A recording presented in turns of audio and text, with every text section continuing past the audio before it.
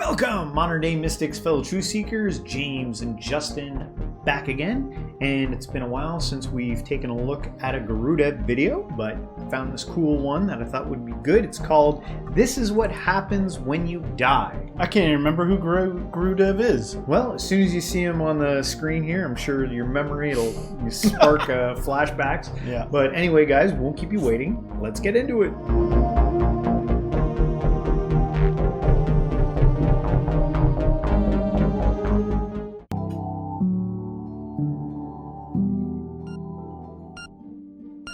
In coma, it is a state when you lose the first three senses, but you still hold on to the sense of sight. Mentally, there is alertness in sight. And sound, you still can hear the sound. And you have not left the body. You stay in that limbo state for a longer time. Sense of action is completely frozen.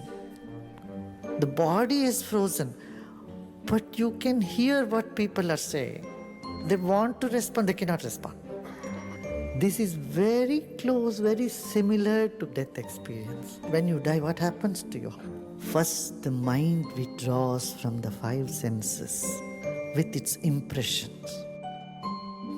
Sense of touch goes away.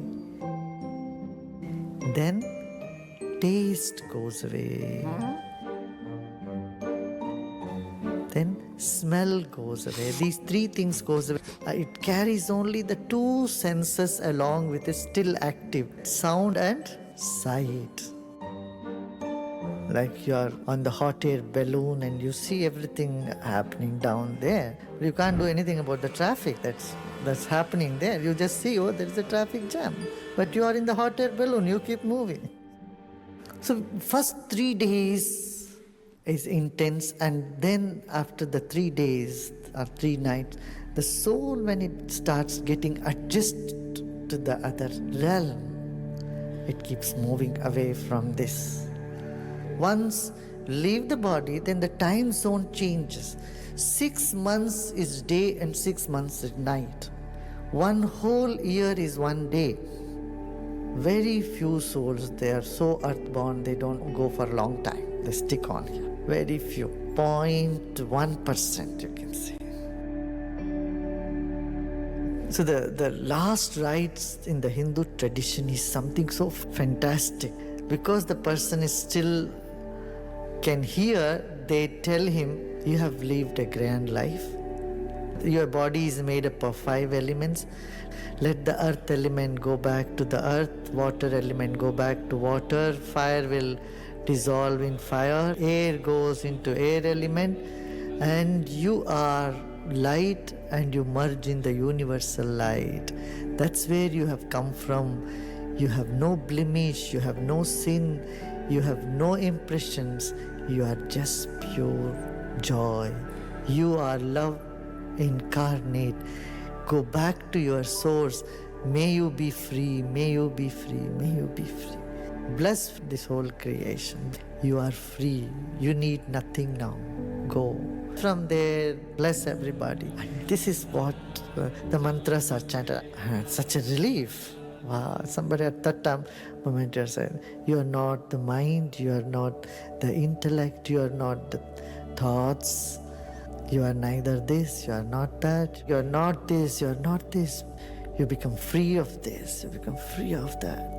You go to a place of total freedom. Total freedom. Usually, people, when they are nearing to their death, they lose interest in food. Some lose interest in food. Some don't. Some crave more food towards the end of life. In that case, within those 10 days, it's good to feed some people the food they were very fond of. So when they smell those food and those things, their spirit becomes, okay, like I have had this food. Give them some sort of relief. Within the 10 days, that's done. Many times, seekers, when you meditate, you find, oh, nothing is happening to me. Meditation is not happening. You know why? Some of those merits are being passed down to your forefathers. it is something that you have to, there is no escape from it. When you meditate, a portion of your meditation, a portion of that merit, whenever you do anything good, you give charity, that good vibes are passed on. Those who gave you the body. Somebody gave you the body. And because of that only you are doing everything that you are doing. So, to that person, an amount of merit that what you do gets automatically transferred, like inheritance. I think a video like this, if you were in the midst of like losing someone, or maybe you were about to die, I think, not that I subscribe necessarily to everything he's talking about here, like it could be a comforting, he's very gentle, Gurudev, in not just this video, but I've never heard somebody speak so pleasantly about a potentially horrifying experience. Yeah. You won't want to talk, but you won't be able to. But he's pleasant. Yeah, and it seems like it's very fertile, this video. Like all the human like going up, looks like a sperm going towards an egg. Like I was imagining that person being like the one guy that's like into white oblivion. But that's my own imagination. I'm a little curious as to, because this is, I've heard Sadhguru talk about similar things. You know, I think his prescription is like burn the body as quickly as possible. Yeah. I don't know, because I've never been dead. I'm curious as to how he knows these things to be absolutely true. I don't want to rock the boat, because I don't want to like needlessly get people upset, especially if this is, you know, comforting. But the other side of comfort is discomfort. Yeah. I don't know that we should be so fixated on our state of comfort in this life. It's so subject to change. Yeah. Depending on how you look at it. Yeah. You're just throwing up concepts that either comfort you or distress you. Yeah, a lot of cultures have different views on like how to handle the end. And it was interesting how he brought up the 3-day thing there. I think in Judaism, there's a thing when someone dies that you don't touch the body for 3 days. And I think there are like other religious practices where you're not supposed to do something for 3 days. Maybe because there is like when the body finally does shut down, maybe there is some remnant of like conscious awareness or something going on. I just watched a video called Last Breath, where a guy was at the bottom of the sea, like for spoiler alert, at the bottom of the sea for like 27 minutes without any air. Yeah. But because of where he was, like the low oxygen level and everything, and so deep down that he was able to survive. They rescued him and they brought him back to life, essentially. Good movie, by the way, if you want to go see it. But yeah, interesting. I wonder what the science is behind, like, when they study this stuff, when someone does like pass, where they like check their pulse, okay, pulse is gone. You know, I wonder if there's anything still going on in the brain there, neurons firing. Well, it seems like the type of thing that only the individual could really know. Yeah. But if you are isolated like that, if you are in a position where you are limited and all you have is your sense of hearing and seeing, and there's nothing you can do, then essentially the thing you're trapped with is whoever you were when you died. Yeah. You know what I mean? Yeah. So you ever heard the term die before you die? Yeah. Die before you die? I don't think I want an identity closed into that space. I don't think I want like an identity that's worried and paranoid and fearful and overthinking, boxed into some situation like that. Instead, I think it would be helpful to realize that whatever brain activity is more content within this reality that is fundamentally interconnected. It's nothing new. There's every other person that's ever existed has done this. Yeah. Whatever it is. And just like you didn't know what you were doing when you got here, you probably won't know what you're doing when you get there, but you'll learn. Yeah. You know. Well, we'll continue on. Like in this world, when somebody passes on, dies, then you inherit, no? Automatically all their loans or their earnings just falls on your head, right? In the same way, in the subtle also, these things get transferred. Just before going to bed, just have a thought, just think very strongly about something. In the dream also same thought will come up in it. And as soon as you wake up in the morning, that will be your first thought. Whatever is the strongest impression in the mind, that persists. When a person, when he's dying with all the memories of chicken and chicken and chicken. His consciousness with the strongest impression at the moment of death, that was chicken. His mind, soul gets into that poultry form. The last days of life is much more important than the whole life. To emphasize this, in India there are many stories. A very enlightened saint, a rishi, was on the bank of a river meditating, and he saw a young deer in the water. So he jumped in and saved the deer. It had hurt its leg and he cared for it. And then he got so attached to the deer. When he died, he became a deer. This is the only instance where an enlightened person, it's said almost it's impossible for a liberated man to retrieve back into an animal body. It's one of the impossibilities. And this example, Jada Bharat, is quoted throughout, just to tell you that last impression is most important, that even he became a deer. Your strongest cravings and your strongest fear and aversion determines your next life. Rats are born as cats. They are not born as dogs. Some animals are afraid of only some other animals. Whichever animal they are afraid of, that is the next body for them. Because the strongest fear is the last impression in the mind.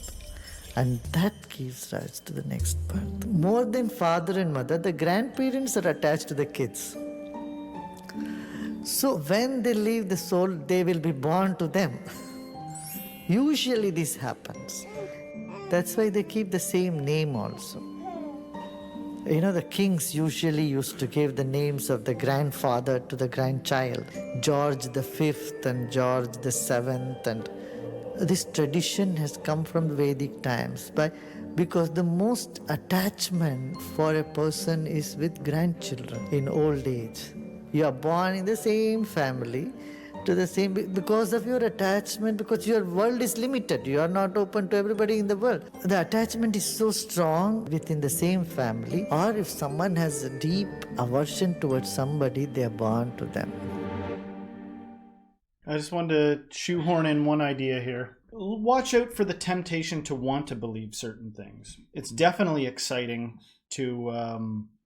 And, you know, that can be like a kind thing people are trying to do. You know, there's a lot of stress around death. And, you know, in real life, when you lose someone, that's tough. You know, it sucks to lose somebody you care about.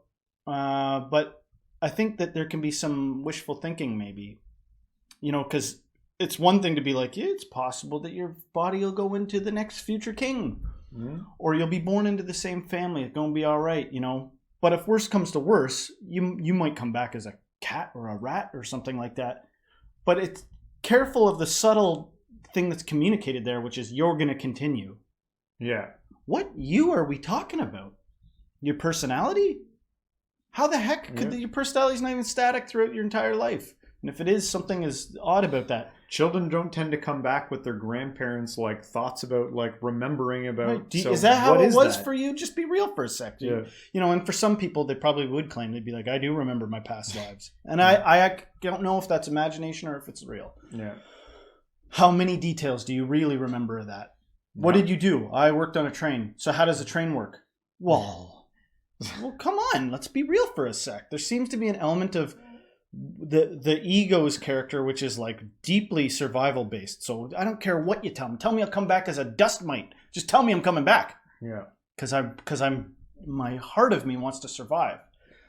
The other thing is, in case you're apt to believe in all sorts of things because you're fearful, rather than like accepting a belief system, why don't you look at a dead body? You ever been around a dead body? We've been around dead bodies. Do they ever, it's not like, I haven't seen one. I think it's pretty rare. Like sometimes you see in a movie, a dead body would be like, you know, but a lot of times you look at them and they're like utterly peaceful, like so still it's ridiculous. Yeah. So still and so peaceful. They don't look like, and you're going to assume to yourself, yeah, but on the inside, they're clawing at the inside of their skull. Like, is that, there's no reference for that. You would have had to have died to know. And I don't know, it could be that way.